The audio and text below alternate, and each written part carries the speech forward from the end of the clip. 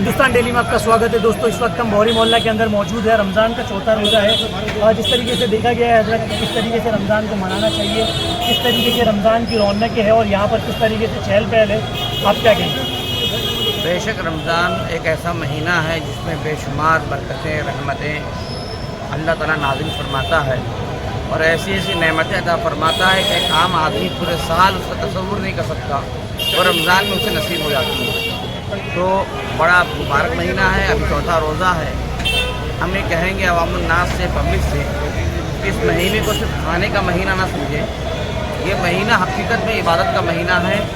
अपना ताल्लुक़ अपने रब से जोड़ें, जितना ज़्यादा हो सके इबादत करें और रात में अगर आप इबादत नहीं कर सकते तो आवारागर्दी ना करके अपने बच्चों को, जो आपके बच्चे रात भर गली मोहल्लों में क्रिकेट खेलते हैं, तमाशा करते हैं, बाइक लेके रात भर घूमते हैं, ट्रैफिक के कानून को तोड़ते हैं, ये हरकतें ना करें जिससे मुसलमान बदनाम हो और दुश्मन इस्लाम को उंगली उठाने का मौका मिले।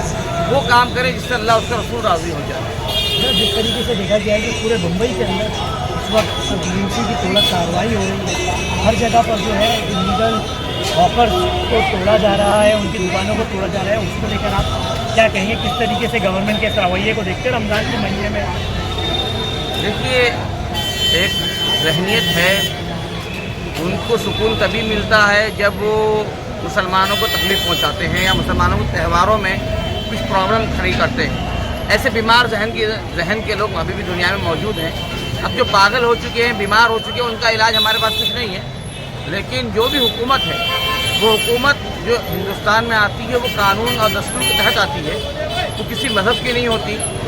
उसे चाहिए सबके लिए बराबर का इंसाफ करें और मजलूम, गरीब, धंधा करने वाले ये एक महीना गुजारा करके 10-10 महीना अपने घर का खर्चा चलाते हैं। अगर हुकूमत को इतनी ही फिक्र है कि रास्ता खाली होना चाहिए तो पहले हुकूमत उन गरीबों के खाने पीने का इंतज़ाम करे, उनके बच्चों की तालीम का इंतज़ाम करे, किताबों का इंतज़ाम करे, उनकी दवाओं का इंतज़ाम करे कि वो बेफिक्र हो जाए। तो उन्हें है कि इनके स्टॉल्स के पीछे कुछ ऐसे अवैध काला बाजारी के काम कर रहे हैं जिसमें बांग्लादेशी भी इन्वॉल्व हैं। मैंने कहा ना, जिनका दिमाग ख़राब हो गया, जो बेचारे बीमार हैं, जिनका जहन ख़राब है, उनके पास कुछ बचा नहीं है सियासत करने के लिए। मैं नाम लेना नहीं चाहता नाम किसी का, आप समझदार हैं। तो जिसका सियासत के लिए कुछ बचा नहीं है वो इस लेवल तक गिर के ही सियासत कर सकता है।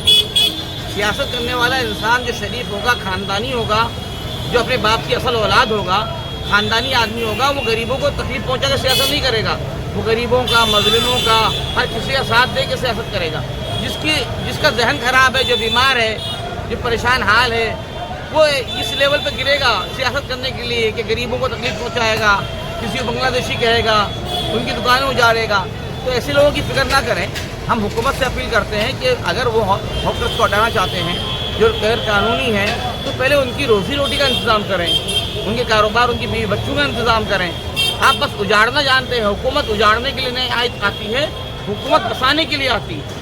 अच्छा सर, जो लोग स्पेशली बांग्लादेश के आए हुए हैं तो उनको आप क्या कहेंगे? क्योंकि 2014 से लेकर अब तक जो है मुल्क में भाजपा की स्टेट गवर्नमेंट है, सेंट्रल में भाजपा की गवर्नमेंट है और उसके बावजूद बांग्लादेशियों का मुद्दा जो है किरीट में पिछले दिनों प्रॉफिट मार्केट में आए, वहाँ पर उन्होंने हंगामा खड़ा किया। उससे पहले चीता कैंप पहुँचे, वहाँ पर हंगामा खड़ा किया।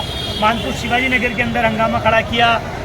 मुमरा गए, वहाँ पर हंगामा किया। स्पेशली फोकस करके मुस्लिम इलाकों में जा रहे हैं और वहाँ बता रहे हैं कि यहाँ पर बांग्लादेशी लोग रह रहे हैं। तो अब मेरा सवाल, क्योंकि आप एक दीन इस्लाम से जुड़े हुए हैं, आप इमाम हैं और ये तमाम जो लोग हैं ये आपकी बात को सुनते हैं, तो इन लोगों को आप क्या मैसेज देंगे? क्योंकि कुछ लोग बांग्लादेशियों को डिफेंड कर रहे हैं, ऐसा रितु तावड़े कह रही है जो अभी नई मेयर बनी है। उनसे जब हमने सवाल किया कि बांग्लादेशियों की आड़ में हिंदुस्तानी मुसलमानों को तकलीफ दी जा रही, तो उन्होंने कहा कि हिंदुस्तानी मुसलमानों को किसी तरीके की कोई तकलीफ नहीं होगी, सिर्फ और सिर्फ बांग्लादेशियों को टारगेट किया जा रहा है। या तो पूरे पागल हो गए या तो पूरे अंधे हो गए। उनको ये लोबान गली में कौन बांग्लादेशी दिख गया? हमारे इलाके में पायदुनी पे कौन बांग्लादेशी दिख गया उनको? और अगर बांग्लादेशी आए हैं तो पहले वो कबूल करें कि पूरी हिंदुस्तान की हुकूमत और होम मिनिस्ट्री नाकाम हुई है बांग्लादेशियों को रोकने में। ये बाद में ठेकेदार दूसरे फोन है, पहले अपने होम मिनिस्टर को, हमारे मुल्क के होम मिनिस्टर पर इल्ज़ाम दे कि उसने उनकी नाकामी है।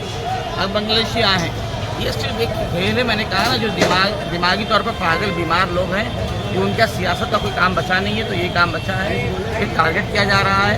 हम ये कोशिश करें कि जितने अमन अमान के साथ अपना त्यौहार मना सके मनाएं, और वो काम करें जिससे अल्लाह उसका रसूल राज़ी हो जाए। दुआ करें और अपने अखलाक, अपने कैरेक्टर को साफ़ सुथरा करें, रात की खुराफात बंद करें। बाकी दुश्मन तो हमेशा लगा रहा, लगा रहेगा, लेकिन इंशाअल्लाह ताला कुछ बिगड़ा नहीं है।